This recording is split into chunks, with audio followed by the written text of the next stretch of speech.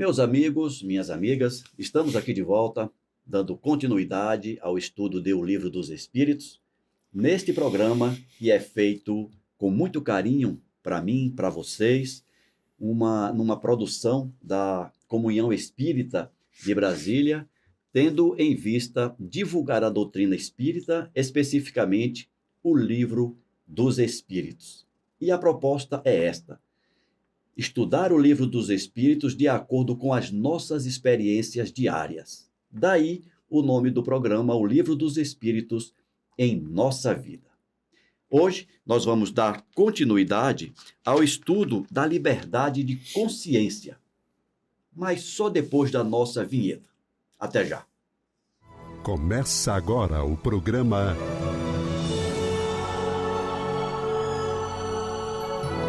O Livro dos Espíritos em Nossa Vida.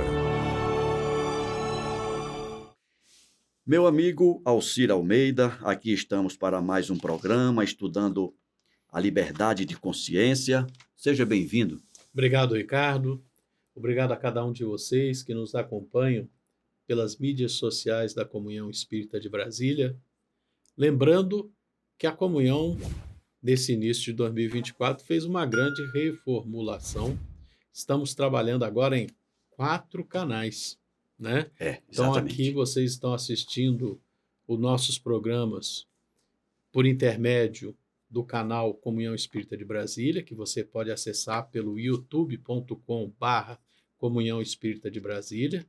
Mas você ainda tem 3 outros canais dentro do YouTube para que você tenha acesso ao material da Comunhão Espírita de Brasília. Assim você vai ter o youtube.com/TV Comunhão, você vai ter o youtube.com/TV Comunhão 2, e você ainda tem, quando você está com muito tempo, você está querendo um fundo sonoro para alguma atividade sua, você pode também usar o youtube.com/TV Comunhão 24 no algarismo 24 horas, né? Então você tem agora 4 canais. Eu peço a vocês que, na medida do possível, você se inscreva nos 4 canais para que você possa receber as notificações, para que você sempre saiba o que está de novo acontecendo nas mídias sociais da Comunhão Espírita e possa não apenas acompanhar aqui o nosso programa Livro dos Espíritos em Nossa Vida, mas também todos os outros programas da grade da Comunhão Espírita. Um forte abraço, muita alegria de estar aqui. Ok, obrigado pelas informações, Almeida. Você que está mais tempo aqui dentro. Mais tempo dentro da casa. Aqui dentro da casa, né? Está tendo acesso a essas informações mais detalhadas. Muito bom. Alcir Almeida, vamos para a questão de número 841? Vamos, é muito boa. Lembrando que restam apenas 2 questões dessa temática, né? Liberdade de consciência, a 841 e a 842. Na 841, o Kardec perguntou assim: deve-se, em respeito à liberdade de consciência, deixar-se propagarem doutrinas perniciosas? Ou se pode, sem insultar a essa liberdade, procurar trazer de novo ao caminho da verdade aqueles que se perderam por falsos princípios? Olha que pergunta interessante essa do Kardec. Essa pergunta, né, tem uma questão ética. Então, ele parte do princípio que não se pode perturbar a liberdade de consciência. Então, é mais ou menos assim: olha, se você quer escolher seguir uma doutrina enganosa, você tem plena liberdade para isso.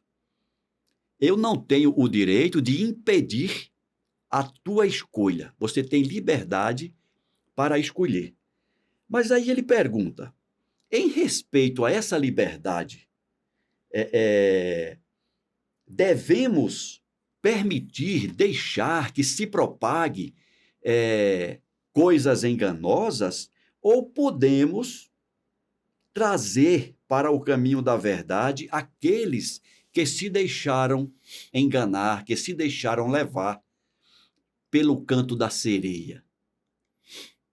Interessante. Essa questão Interessante, né? tem um debate ético subjacente É. muito bacana. Porque ela traz, em verdade, quando você pega aquela navalhazinha da lógica linear, Hum. ela apresenta um falso paradoxo, né? Ou um Por falso paradigma, paradoxo. um paradoxo. É um paradoxo falso. Tá. Por quê? Porque, a olhar a pergunta, ou você agride a liberdade de consciência alheia e não deixa que se propague uma doutrina, para usar a minha tradução, perniciosa, Certo. ou você reprime as doutrinas, ou você, reprimindo as doutrinas perniciosas, você desrespeita a liberdade de consciência, ou você deixa que elas se propaguem. Ou para atender a liberdade de consciência, você deixa que se propague Esse é o o engodo. paradoxo. Esse é o paradoxo. Esse é o paradoxo. Mas, de fato, ele não é verdadeiro. Porque é um fato. Eu não posso desrespeitar a liberdade de consciência do meu vizinho. Ele defende o aborto, por exemplo. Eu não tenho o direito de impor a ele a minha visão cristã sobre o aborto.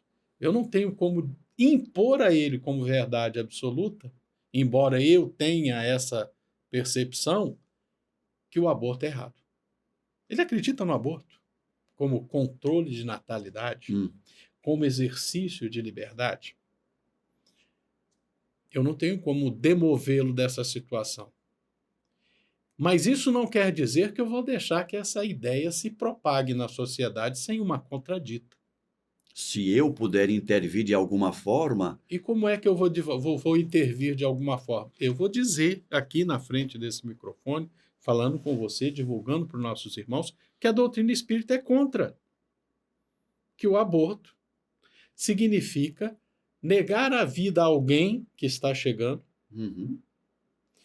é estabelecer um clima de desassossego para os dois, para o espírito abortado como da mulher que aborta, além de outras consequências perniciosas para os demais envolvidos na situação. Né? É um falso paradoxo. Eu não vou impor a quem defende a minha ideia, mas eu vou sim apresentar a minha conclusão sobre esse evento. Eu vou dizer de maneira bem clara, olha, isso não está adequado. Mas, e esse mais é importantíssimo, eu vou apresentar a minha visão do problema sem agredir, sem impor, sem ofender. A exemplo do que temos Evangelho de João, capítulo 8, não vou lembrar dos versículos, sobre Cristo e a mulher adúltera. Né? Porque quando apresentam ao Cristo a mulher dita adúltera, ele vira e fala, ok, primeiro dentre vós que não tenha, entre vós, quem não tenha um pecado, um erro na consciência, atira a primeira pedra. E ninguém atirou. Aí a mulher se aproxima do Cristo, já na ausência daquela turma que já se foi, e pergunta, mestre, eles se foram. Aí ele olha para ela, pelo visto, eles não te condenaram. Eu também não te condeno. Vá em paz, segue a tua vida. Mas não peques mais. Não voltes a Ou seja, ele não disse que a mulher estava certa. Ele não disse que a turba estava certa, mas também não disse que a turba estava errada. Né? Tem que ter algum limite para o respeito à lei. Mas ele disse, olha, eu também não vou te condenar. Segue em frente. Para de fazer besteira. Né? E eu acho que essa é a grande ética para o cristão. A gente segue a nossa vida, tentamos dentro do nosso papel fazer a nossa parte, viver da melhor forma que somos capazes, defender as ideias em que acreditamos, nas quais acreditamos.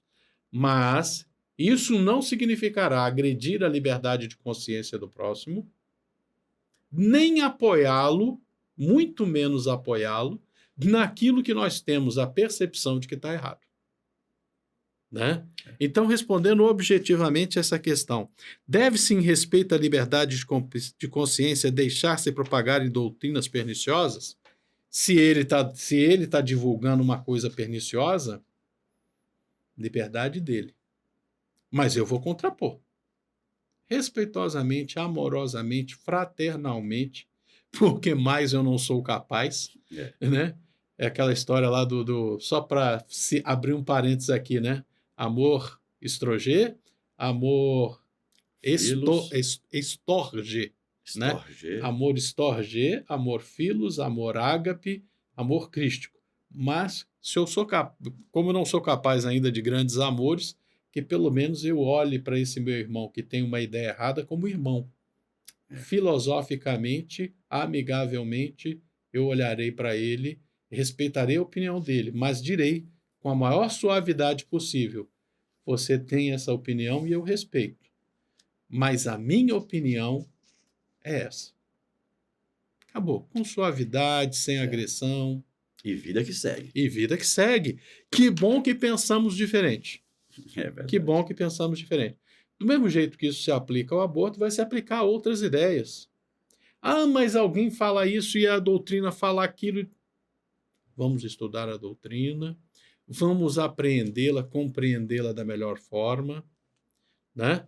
Vamos compreender que muitas vezes a gente aceita o pecador, mas ojeriza o pecado, né? É uma questão ética importante também para nós que tentamos seguir a doutrina espírita. Nós discordamos da pessoa, discordamos do que ela faz, mas amamos aquela pessoa como irmão, como filho, como pai, como mãe, como filha, como companheira, e vamos seguir nossa vida.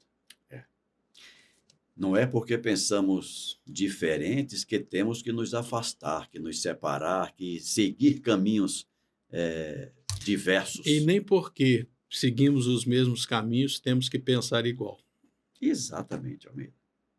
Então vamos à resposta. Na verdade, no fundo, a pergunta do Kardec é: se pode procurar trazer de novo ao caminho da verdade aqueles que se perderam em falsos princípios, né? E a resposta diz... Vamos dar o nosso exemplo. Certamente se pode e mesmo se deve. Sim. Né? No momento que uma pessoa que anteriormente tenha escolhido um caminho equivocado e lá na frente percebe que errou e aceita o nosso convite para retomar um caminho mais acertado, que venha e sigamos juntos. Venha e vamos. Venha e vamos. Mas ensinar, a exemplo de Jesus, pela suavidade e a persuasão, e não pela força, o que seria pior que a crença daquele a quem se quer convencer.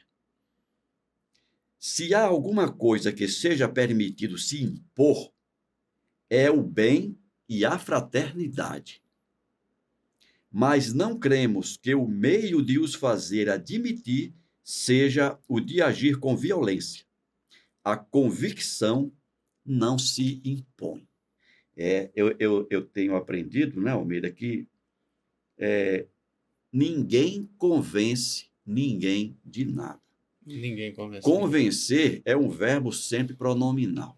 E na primeira pessoa do singular. A gente se convence. Eu me convenço. Eu me converto, eu me convenço, né? Eu me modifico, eu me transformo. Tudo bem que os seus argumentos podem me ajudar a perceber e me transformar, mas o alto da autotransformação, do convencimento, é subjetivo, é o próprio ser, o próprio sujeito é quem se convence quando ele acha que deve.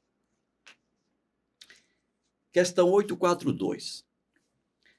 Todas as doutrinas, tendo a pretensão de ser a única expressão da verdade, por que sinais se pode reconhecer aquela que tem o direito de se colocar como tal? Interessante isso, E né? agora, né, rapaz? Vamos, em termos de filosofia religiosa. Nós temos inúmeras correntes religiosas e cada uma convencida de que é o melhor caminho.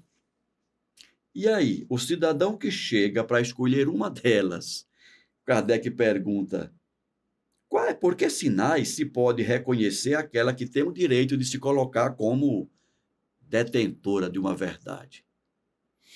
Olha, tem um filme da vida de Bezerra de Menezes que tem uma cena, o Bezerra de Menezes, o ator que o representa é o Carlos Vereza,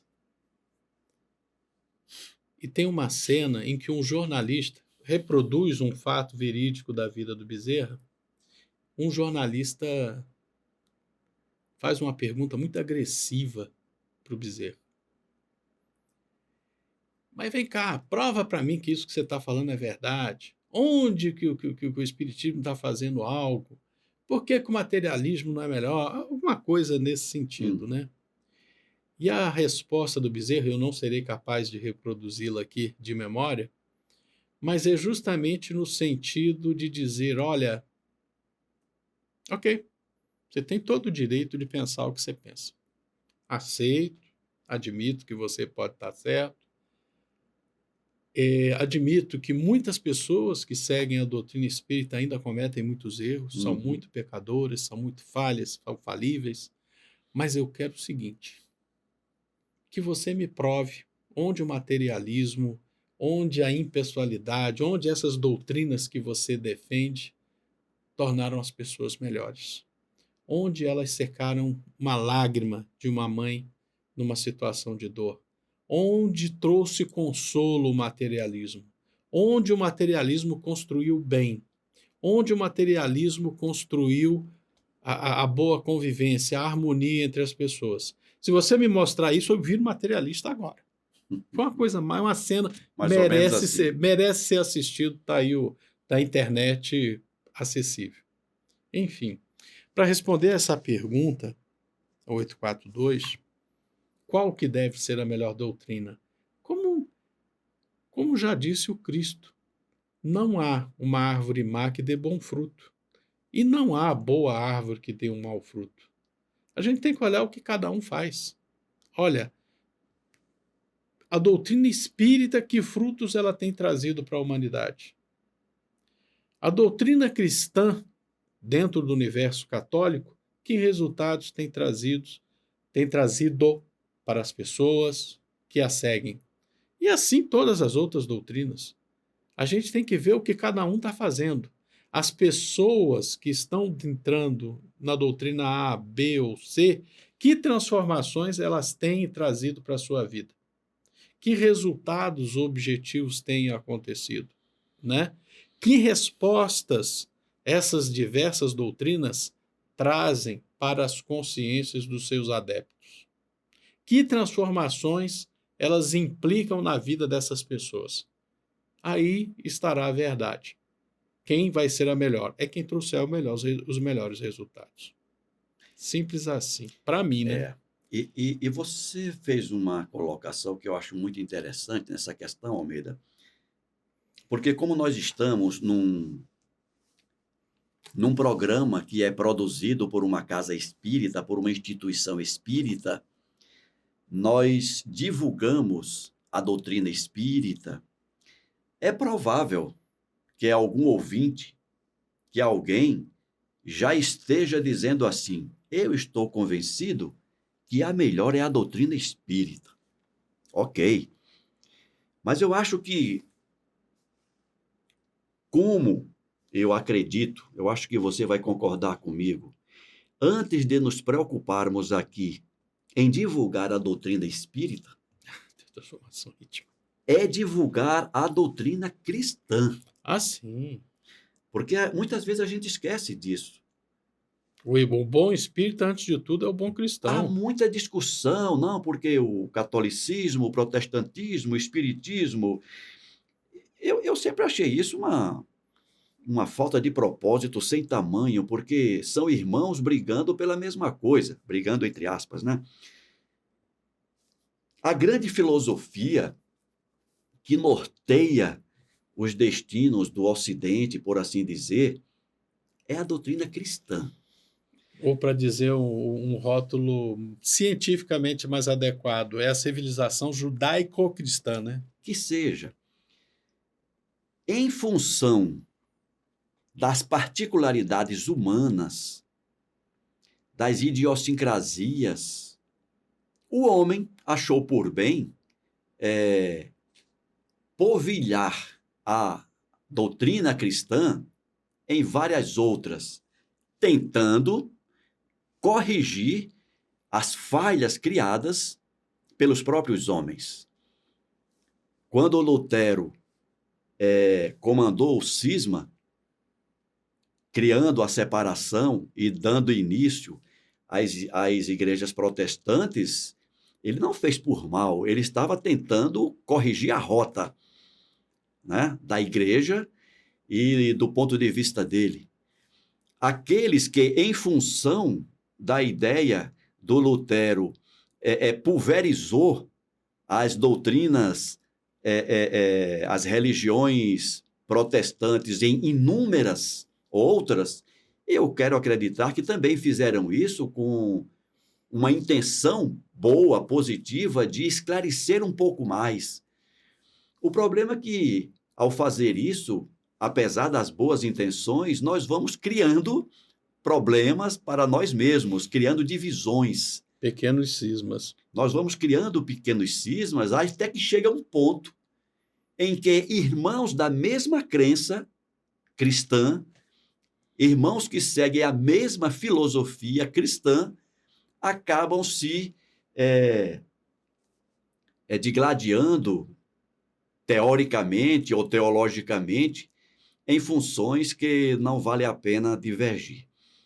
Então, por isso que eu digo, a grande filosofia é a cristã, que prega o amor ao próximo, que prega o perdão, que prega a boa convivência. Se a gente conseguisse fazer tudo isso, é só ir lá nos mandamentos, quando Jesus foi perguntado qual o maior mandamento da lei. Amar a Deus sobre todas as coisas é o primeiro, e o segundo, que é similar ao primeiro, amar ao próximo como a si mesmo. Tudo se resume nisso. Todas as leis, todos os profetas estão contidos nisso. Então, uma doutrina para cá, outra para lá, traz uma informação a mais, outra informação a menos, que ajuda, tudo bem, mas se a gente conseguisse cumprir esses 2 mandamentos, nós estaríamos concordando cumprindo. Profundamente, né? E é interessante a gente perceber que a verdade é essa. É isso aí mesmo que você falou. O que interessa é quanto você está se aproximando na sua vida, no seu proceder, daquilo que Deus quer de ti. Independente do rótulo religioso que você tenha escolhido.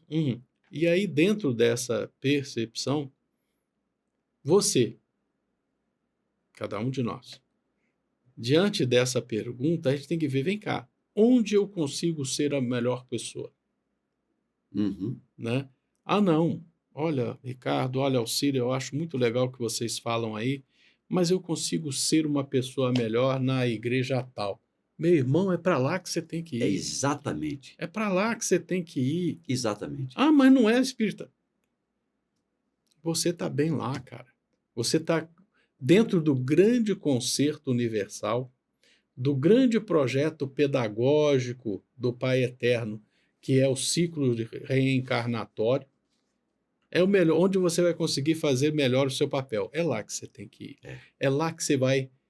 É para lá que está conduzindo a sua livre consciência. É para lá que está conduzindo o teu pensamento. Lá realmente é o teu melhor destino. É exatamente isso. Você resumiu bem. E se todos nós conseguirmos entender isso e fazer o dever de casa, né, de acordo com o conceito do Kardec, domando suas más inclinações. Isso. E olha que a gente não leu a resposta ainda, hein? Ainda não. E procurando ser melhor a cada dia dentro dessa ideia, olha, não se preocupe com a sua religião. Você estará cumprindo o seu papel como ser humano neste mundo. Certamente. E agora, respondendo à pergunta, Os espíritos disseram, que eu vou repetir aqui o finalzinho da pergunta para linkar a resposta. Por que sinais se pode reconhecer aquela que tem o direito de se colocar assim, como dona da verdade, detentora daquela verdade? Resposta: será aquela que faz mais homens de bem e menos hipócritas. Quer dizer, homens praticantes da lei do amor e da caridade na sua maior pureza e na sua mais larga aplicação. Por esse sinal reconhecereis que uma doutrina é boa, porque toda doutrina que tiver por consequência semear a desunião e estabelecer uma demarcação entre os filhos de Deus, não pode ser senão falsa e perniciosa. Toda aquela que separa não é boa. Toda aquela que une, independente das diferenças, está cumprindo o seu papel no concerto da humanidade. Esse é um princípio muito importante, ético mesmo. Toda ideia que une as pessoas é boa. Toda a ideia que nos separa, nos esquadrinha em classes, em diferentes situações, não, você é um A, você é um B, você é um C, você é um D, já começou errado. Nós somos um só povo, nós somos uma só nação, que Deus é o Senhor de todos nós. Meu amigo, nós encerramos assim o estudo sobre a liberdade de consciência. No próximo programa, nós vamos falar sobre livre-arbítrio. Vamos ficando por aqui. Muito obrigado pela companhia e até o próximo programa. Até a próxima semana, gente.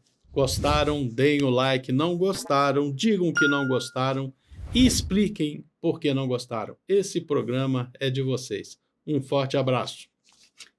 Tchau, tchau.